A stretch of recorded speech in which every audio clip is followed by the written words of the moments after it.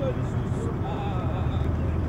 United Nations, the Joint Human Rights Office in particular, is extremely concerned at an increase in serious human rights violations committed against civilians by armed groups operating in the eastern part of the Democratic Republic of Congo, in particular in the southern part of the province of North Kivu.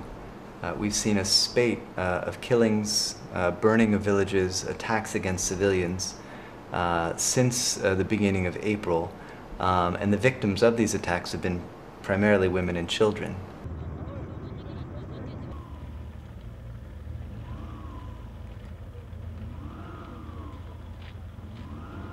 Our teams have documented serious human rights violations through attacks in at least 45 villages, very likely more. Some of these villages have been burned in their entirety.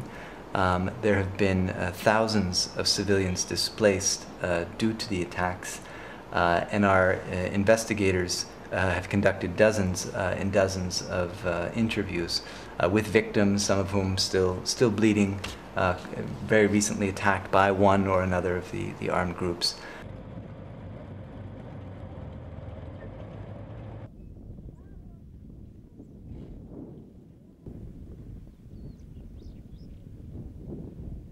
Since the beginning of April, there have been a number of desertions, defections from the Congolese army, and the creation of an armed movement, a new one called the M23 in eastern Congo.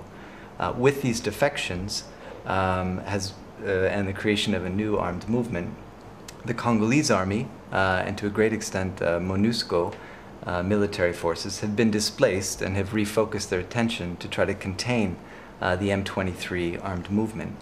This has left a security vacuum in many parts of eastern Congo.